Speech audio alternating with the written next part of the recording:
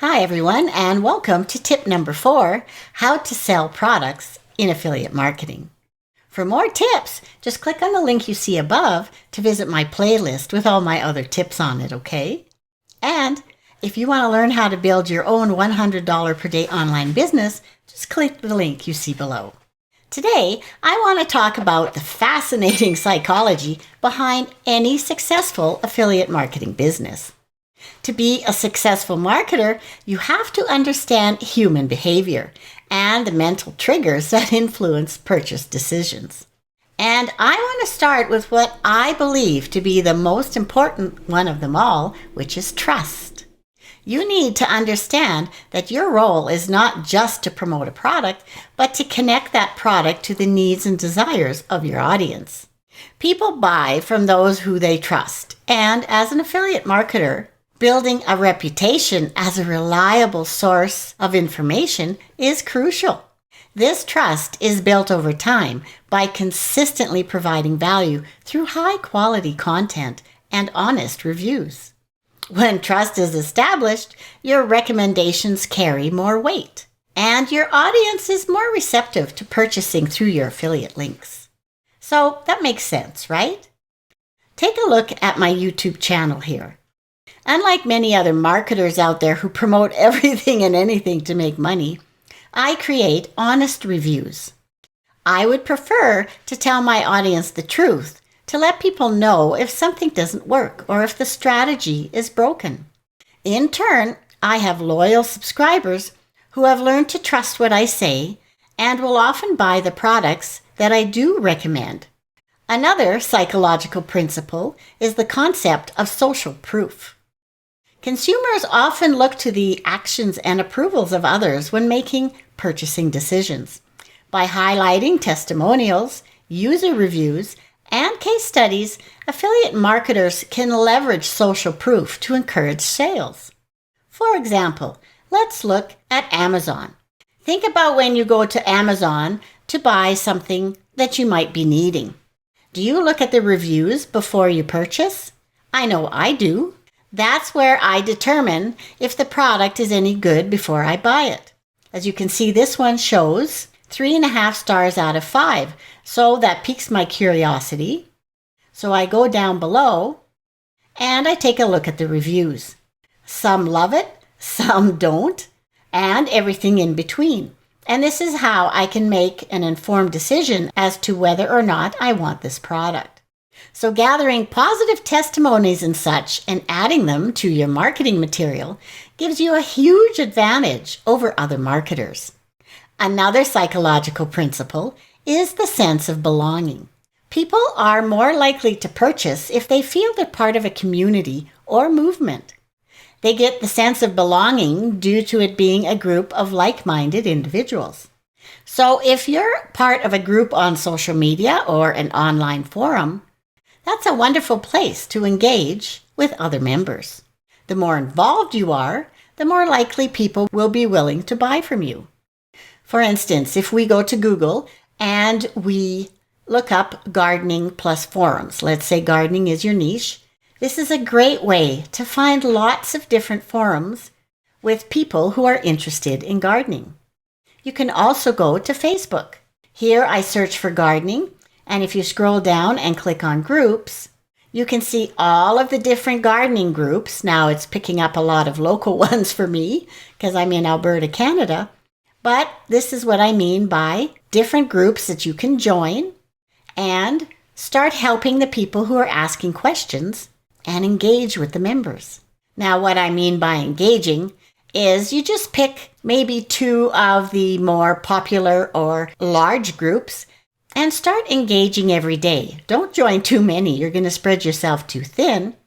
But by commenting on a couple that you think are active, this is a great way to start helping people in there, answering their questions, and they start getting comfortable with you.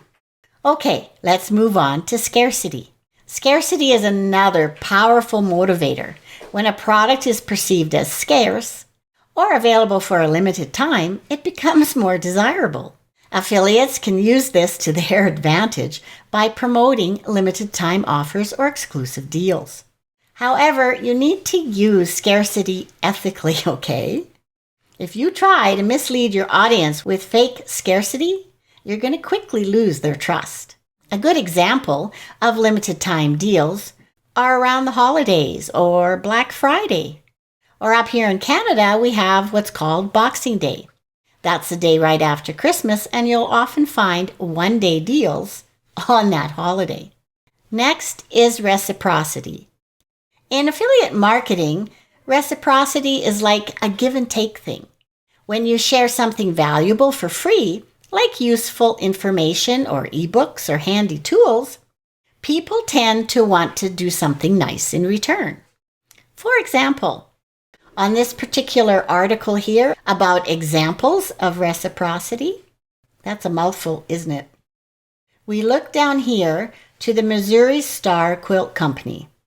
And I'll just make it bigger here so you can see. What they do is that they offer free video tutorials on how to create something, and then they link to the tools below it that they use in the training.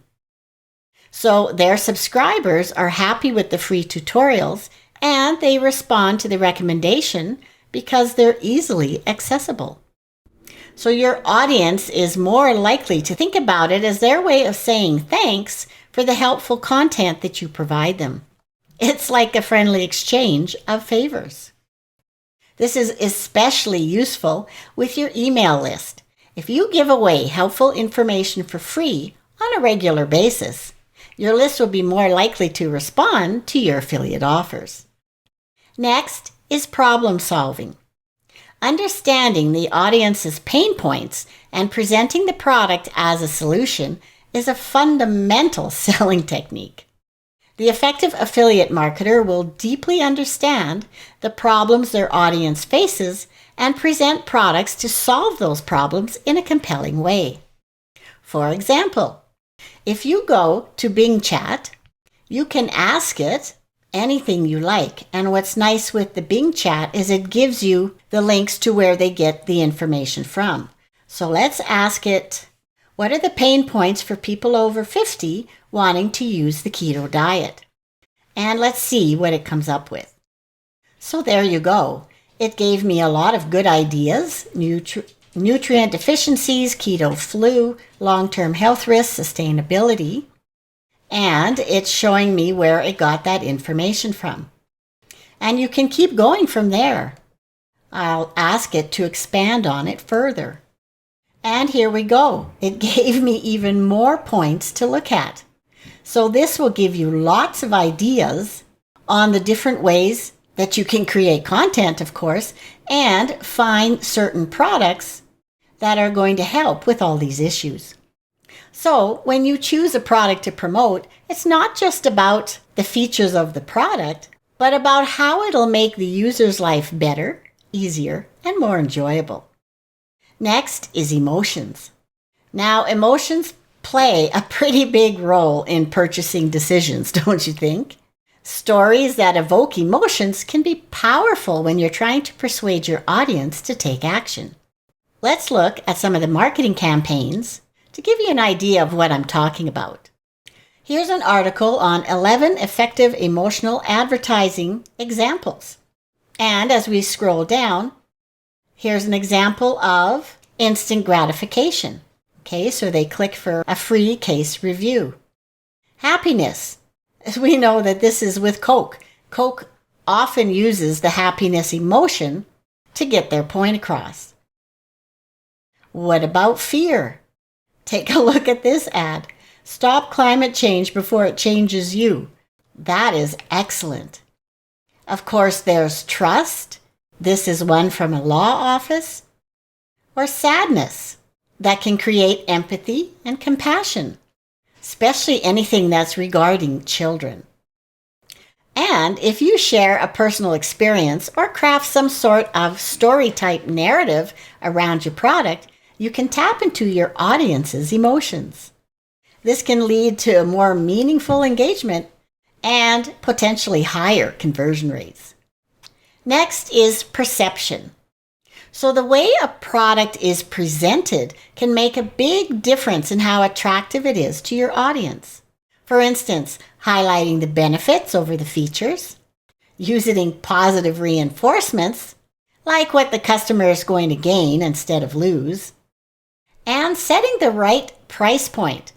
All these things can influence how the value of your product is perceived, and it can motivate your customer to make a purchase.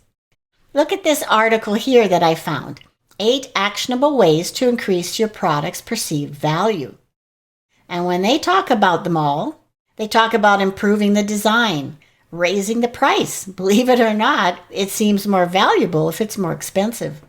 Use charm pricing, emphasize quality, convey authenticity, leverage influencers, point out that the product is worth more than you're charging, and embrace social responsibility. So these are all great tools that you can use. And by the way, I'll leave the link to all these articles below, okay? So incorporating these psychological principles into your affiliate marketing strategies requires a blend of empathy, understanding, and ethical persuasion. Now, this will only work if you promote good products, right? Peddling shiny objects will quickly destroy your reputation. The goal is not just to sell, but to create those positive relationships with your audience by providing value. This results in mutually beneficial outcomes. In other words, if they're happy, you're happily making commissions. So thanks for being here today, and don't forget to watch the other tips on my playlist. And click my link below for some awesome step-by-step training. So until my next video, cheers.